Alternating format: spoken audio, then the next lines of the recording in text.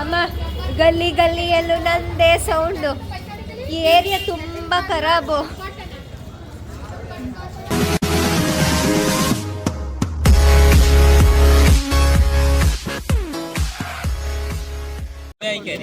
ಏನ್ ಮಾಡ್ತಿದ್ರು ಅಜ್ಜಿ ತಾತ? ಎಲ್ಲಿ? ಸ್ವಿಮ್ಮಿಂಗ್ ಮಾಡಕ್ಕೆ. ಹಲೋ ಗೈಸ್, ಎಲ್ಲರೂ ಹೇಗಿದ್ದೀರಾ? ನಾವು ತುಂಬ ಚೆನ್ನಾಗಿದ್ದೀವಿ. ಅಟ್ ಪ್ರೆಸೆಂಟ್ ನಾವಿವಾಗ ಕಾಶಿಯಲ್ಲಿದ್ದೀವಿ. ಕಾಶಿಯಿಂದ ಬರ್ತಾ ಇದೆ ನಿಮಗೆ ಈ video. Welcome back to our S3 vlogs. ನಾನು ನಿಮ್ಮ ಪ್ರೀತಿಯ ಶ್ವೇತಾ ಶೇಷಾದ್ರಿ. ಈ ಮೀನು ಸತ್ತೋಗಿದೆ. ಈ ಸತ್ತೋಗಿರೋ ಮೀನನ್ನ ಅವರು ಅಲ್ಲಿ ಸ್ನಾನ ಮಾಡಿ ಎತ್ಕೊಂಡು ಬೇರೆ ಬರ್ತಾವ್ರೆ. ಒಳ್ಳೆ ಮಡಿ ಇವ್ರದ್ದು ಅರ್ಧಂಬರ್ಧ. ಕಾಶಿಯಲ್ಲಿ ಗಲೀಜು ಅಂದರೆ ಗಲೀಜು. ಈ ಥರ ಸಣ್ಣ ಸಣ್ಣ ಗಲ್ಲಿಯಿಂದ ಬಂದು ಗಂಗಲ್ಲಿ ಮುಳುಗಬೇಕು. ಸಿಕ್ಕಾಪಟ್ಟೆ ಗಲೀಜು ಮಾಡೋರಪ್ಪ. ಅಲ್ಲೇ ಇಲಿಗಳು ಓಡಾಡ್ತವೆ, ಅಲ್ಲೇ ಕಸಗಳು ಹಾಕಿರ್ತಾರೆ, ಅಲ್ಲೇ ದೇವಸ್ಥಾನಗಳು, ಅಲ್ಲೇ ಮಾಡಿ ಒಂದು ರಾಶಿ ನಾಯಿಗಳಿದ್ದಾವೆ ಇಲ್ಲಿ. ಈ ಥರ ಪುಟಾಣಿ ಗಲ್ಲಿ, ಈ ಗಲ್ಲಿ ಥರ ನಡ್ಕೊಂಡು ಹೋಗಬೇಕು.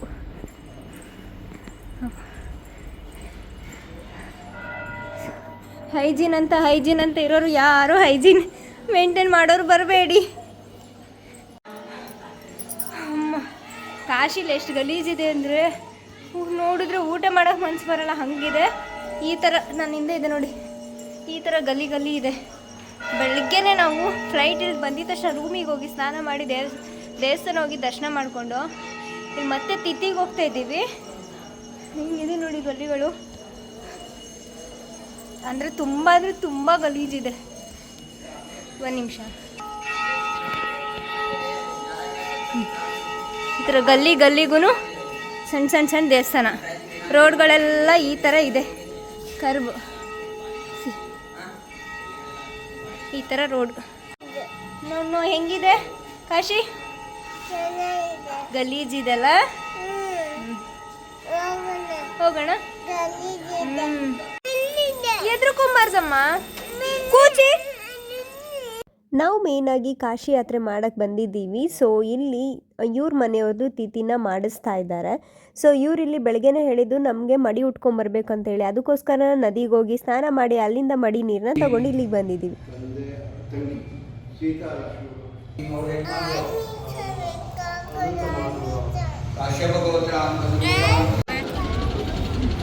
ಹೇಳು ಬಂಬಂ, ಹೇಳಮ್ಮ ಬಂಬಂ.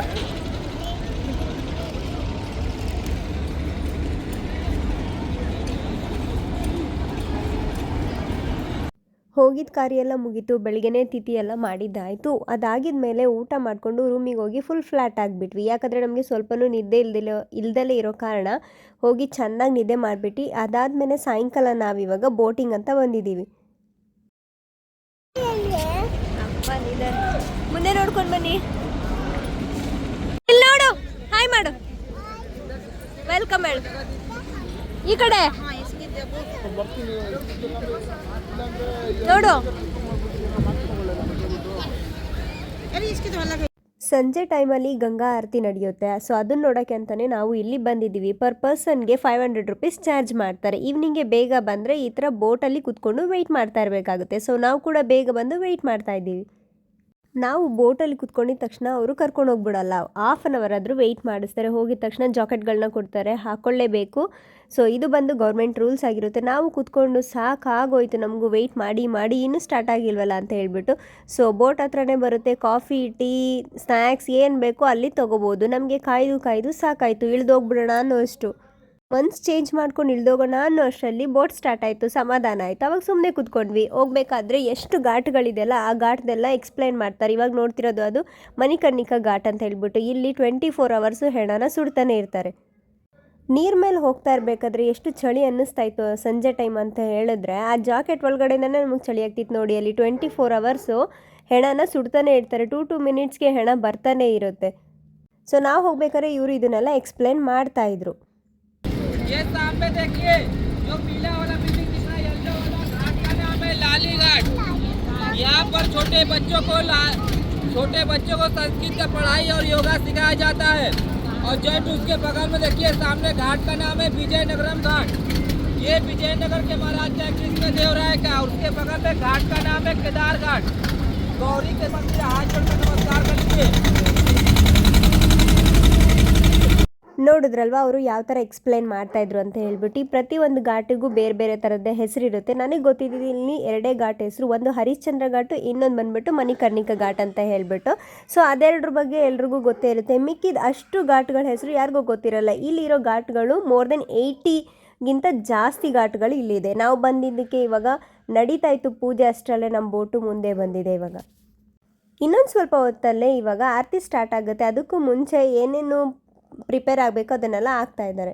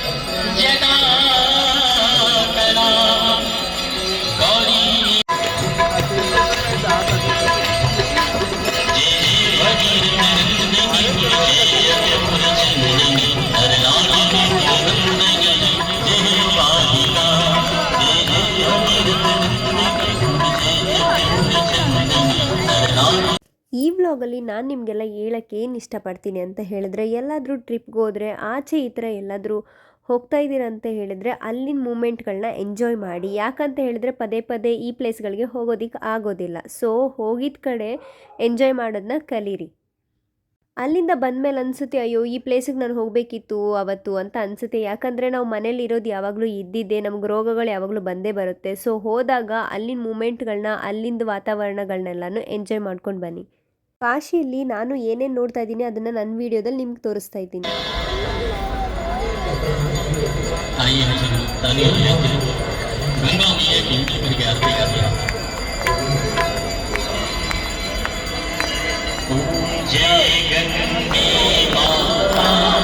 ಯಾರೆಲ್ಲ ಟೂರಿಸ್ಟ್ಗಳು ಅಥವಾ ಬೇರೆ ಕಡೆಯಿಂದ ಬಂದಿರ್ತಾರಲ್ವ ಅವರೆಲ್ಲನೂ ಈ ಆರತಿನ ಮಿಸ್ ಮಾಡ್ಕೊಳ್ದಲೇ ಬಂದು ನೋಡ್ತಾ ಇರ್ತಾರೆ. ಸೊ ನಾನು ನನ್ನ ವ್ಲಾಗಲ್ಲಿ ನಾವು ಏನೆಲ್ಲ ನೋಡಿದ್ದೀವಿ, ಎಲ್ಲೆಲ್ಲಿ ಹೋಗಿ ಸುತ್ತಿದ್ದೀವಿ, ಆ ಎಲ್ಲ ಕಂಪ್ಲೀಟ್ ವೀಡಿಯೋಗಳು ನನ್ನ ವ್ಲಾಗಲ್ಲಿ ಬರ್ತಾ ಇರುತ್ತೆ. ಸೊ ನೀವೇನು ಮಾಡಬೇಕು, ವ್ಲಾಗ್ನ ಕಂಪ್ಲೀಟಾಗಿ ನೋಡಿದ್ಮೇಲೆ, ಎಂಜಾಯ್ ಮಾಡಿದ್ಮೇಲೆ ಲೈಕ್ ಮಾಡೋದನ್ನು ಮರಿಬಾರ್ದು.